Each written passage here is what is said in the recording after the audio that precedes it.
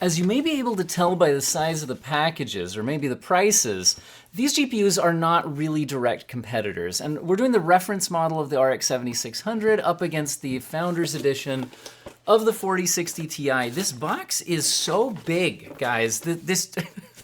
It's kind of fun to open, but this box is way bigger than it needs to be. Anyway, we don't really need to compare package sizes, but prices are a little bit more relevant. I'm doing some division here, but where am I getting the numbers from? So PC Part Picker surveys a lot of major retailers, so I was checking have any of the prices changed at all on these since their launch, but doesn't look like it too much, except the 7600 has a $269 MSRP, but it looks like there is one model available at B&H Photo, and it is available in stock for $257. So a little bit of a discount available there on the RX 7600, whereas the 4060 Ti is available at its MSRP of $400, and I haven't seen any discounts. They're both 8GB cards, but they do target different price and performance classes. But how far off is the performance given the massive price difference on these two new 8GB GPUs? Again, the 4060 non-Ti will really be more of the direct competitor with the 7600, but that's not out until July. So right now, let's take a look at this, but just keep in mind when you look at who's winning the benchmarks, keep in mind the price difference. The 4060 Ti divided by, if we divide MSRPs, we see a 48% price premium for the 4060 Ti. It's 48% more expensive than the 7600. And if you take into account the discounted model for $257, that actually pushes it to a price premium of 55% more expensive, or 1.55 times the price of the 7600. Let's run some benchmarks in the latest games, all of that, and I'll give you some final thoughts at the end based on what we see. Let's start our testing with Star Wars Jedi Survivor, one of the latest current-gen AAA exclusives. This one's built on Unreal Engine 4, kind of pushed to its breaking point.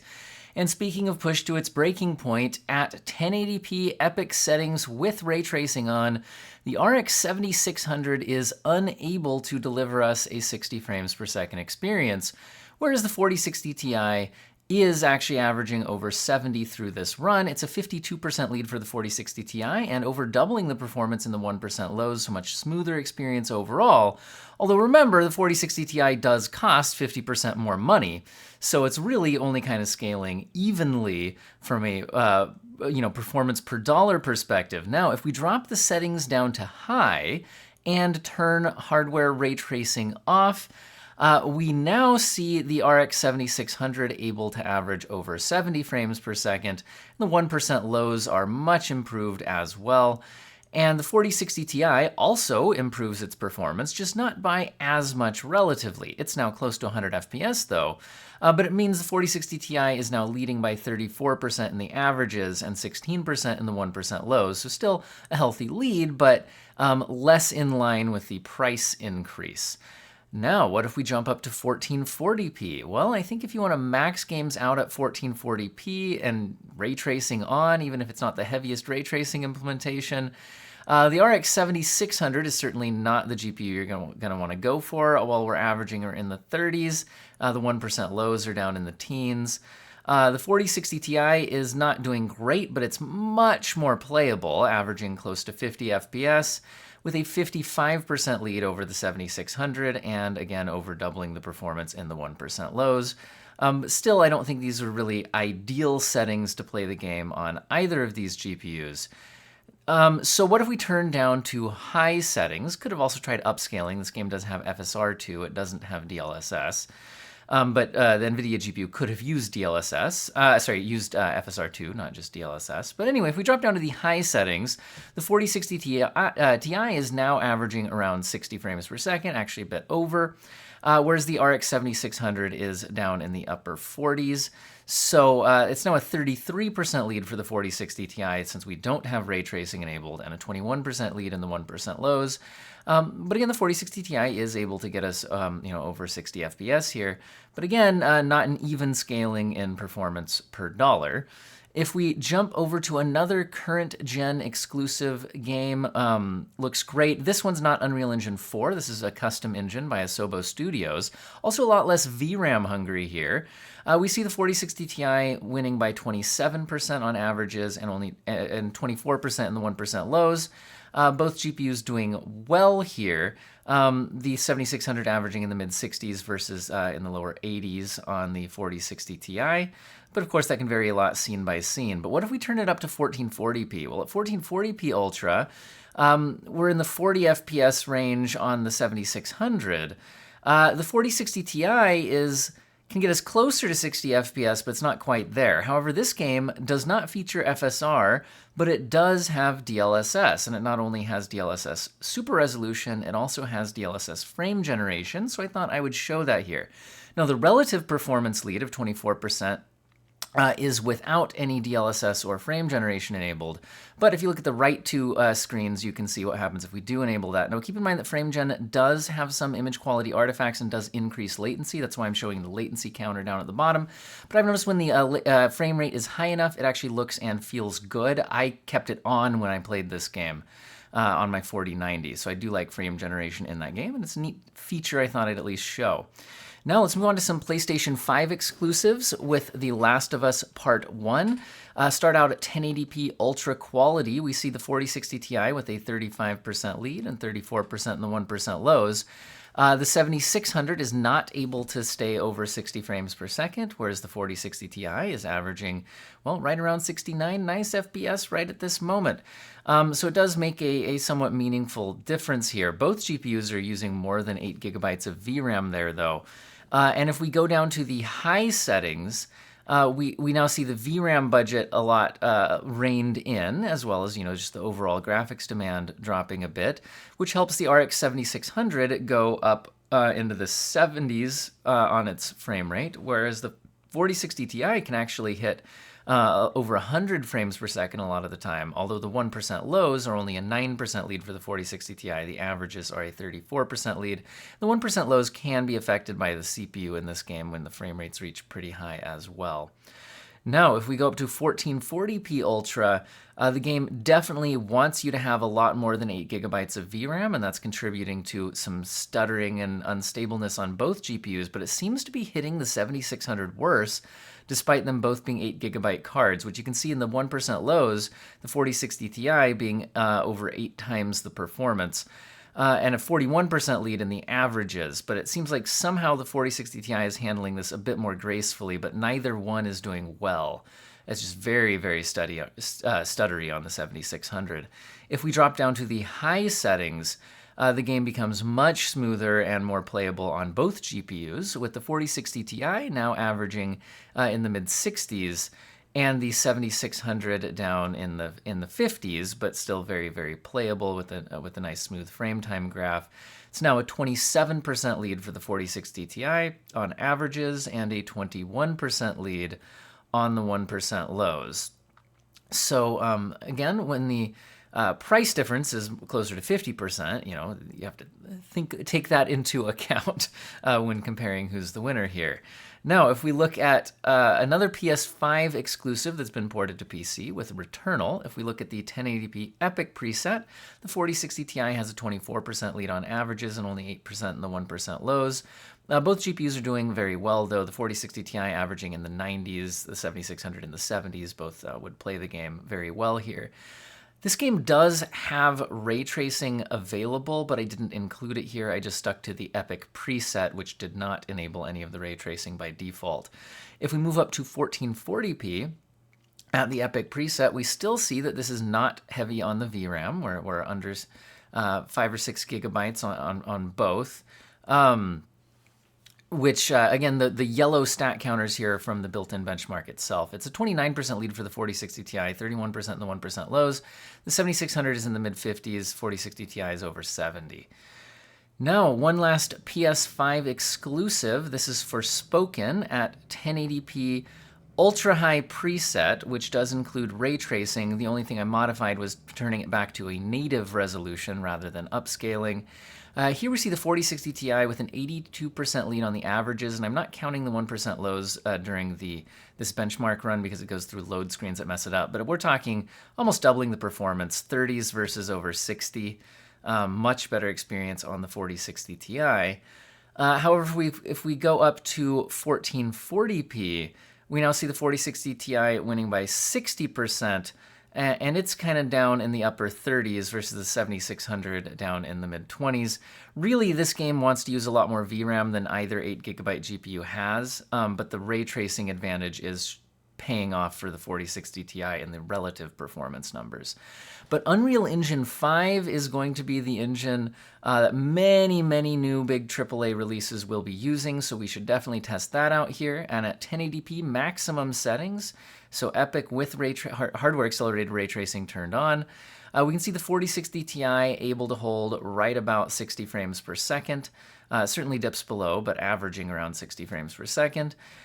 With the 7600 down in the 40s. It's a 43% lead in the averages and 29% in the 1% lows for the 4060 Ti.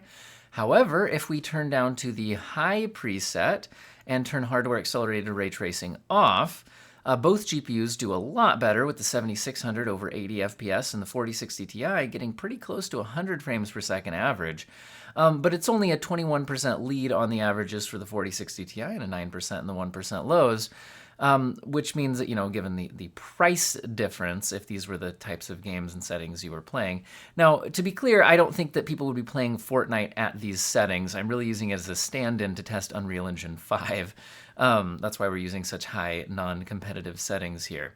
If we go up to 1440p Epic with ray tracing on, the 4060 Ti is now showing a 56% lead on the averages and over doubling the performance in the 1% lows. So again, now more showing, a justification for its price increase, but you just have to be using heavy settings with ray tracing for that to kind of pay off, really.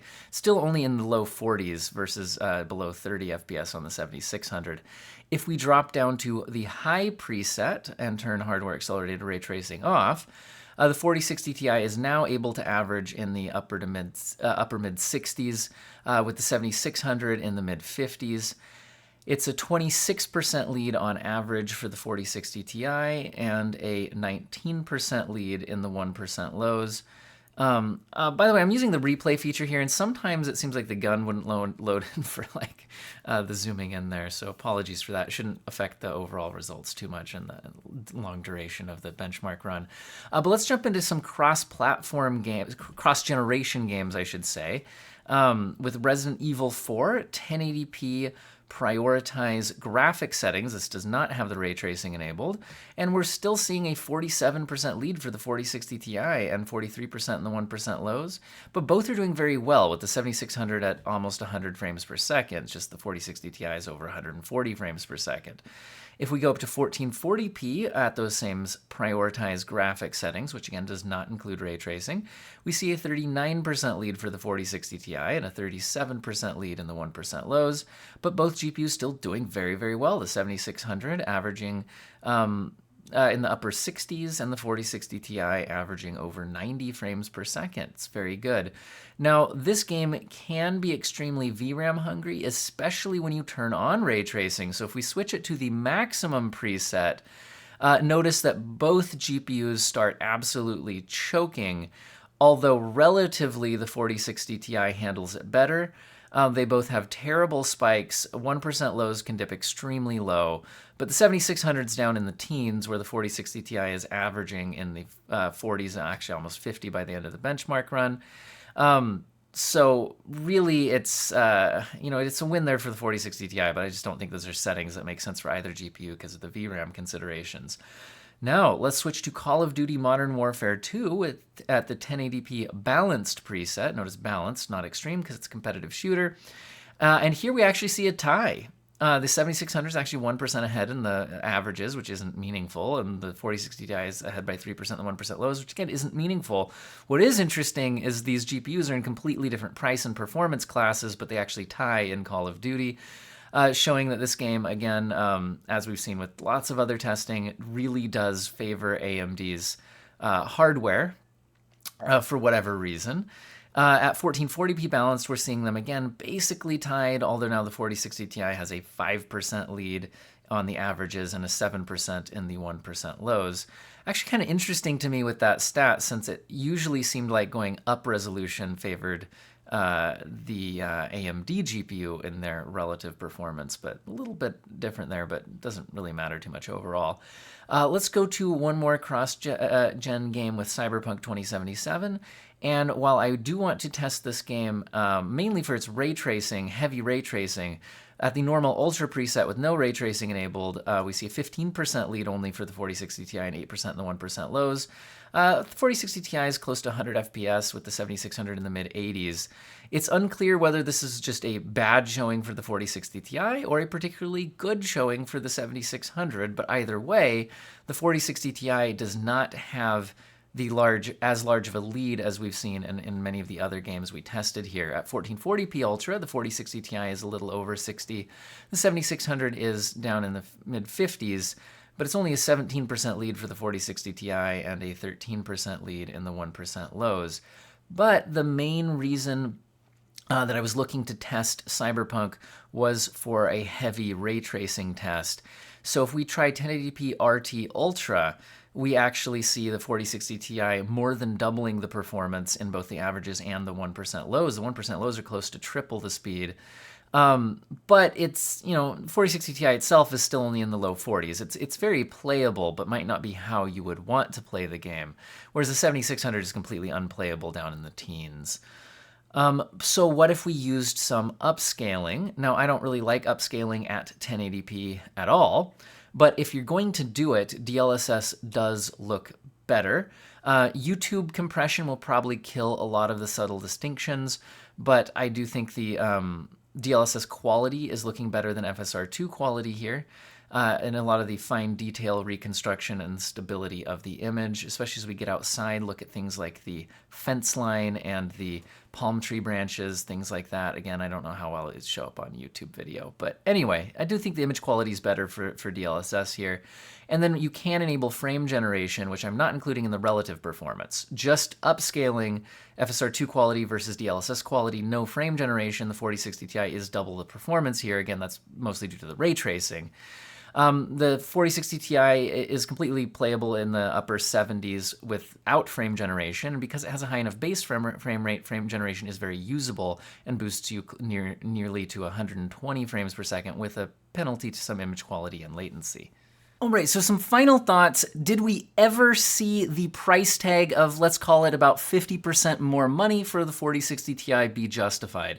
Well, as I'll run some more of the same benchmarks you just saw behind me, we can see in this one right here, if you're enabling ray tracing when you're playing your games, then the price to performance can be justified. However, you just need to think about, okay, is every game I'm playing going to be involving ray tracing? I think the answer for most people is no, and when it's not, you still get more performance, but you just aren't getting an even scaling of performance per dollar. So in other words, again, these aren't necessarily direct competitors, and if you are considering going the AMD route instead of the Nvidia route to save money, I would maybe push you towards looking at the 6700 XT from AMD's previous generation. It is a bit more expensive than the 7600 that we're looking at in this video, but it comes in a little over $300. You know what? Let's actually check in on that. 6700 XT looks like, yeah, $310 right now for the cheapest model. And this is a 12 gigabyte GPU, and performance-wise, it is much closer to the 4060 Ti.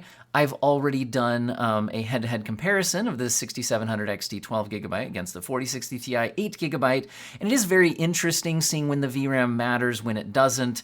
The 6700 XT, though, I think does, again, give a much better fight than the 7600, which doesn't have more VRAM than the 4060 Ti. And again, so in other words, the 7600 isn't the only choice. I just thought it was interesting to compare the latest offering from both manufacturers so we could establish their performance differences. We saw in a lot of games it can be around 20 to 30% faster when you're not using when you're not using ray tracing. When ray tracing kicks in, though, it can be a lot bigger. We saw big differences in Forspoken, for example, with when ray tracing kicked in. Even Unreal Engine 5 has a pretty light ray tracing workload, but we're seeing performance boosts around 40% or so. And again, we did see nice features like frame generation and things like that, which I've talked about a lot more in other videos. There's pros and cons to it, but I do think it's a very nice to have feature for single-player games once you get a high enough base frame rate.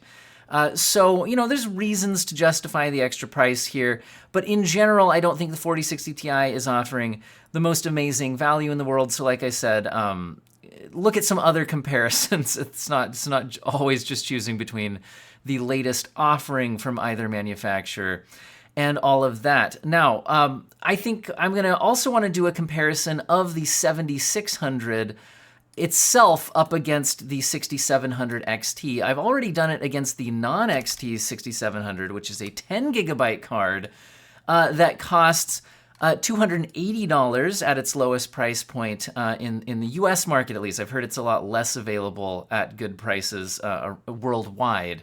But again, in the US market, it's not a big price difference to get the extra 2 gigabytes of VRAM on the 6700 non-XT. And then the 6700 XT, like I said, I think that might be my next comparison video I work on, is the 6700 XT up against the 7600. It is more expensive, but you do get 12 gigabytes of VRAM. How much faster is it? Let's find out. Stay tuned to the channel. Huge thank you to everybody who already has clicked the subscribe button, and even some people clicking the join button to directly financially support the channel. Nobody's under obligation to do that, but huge thank you to the people who have. You are amazing people, and I hope everyone has an excellent day.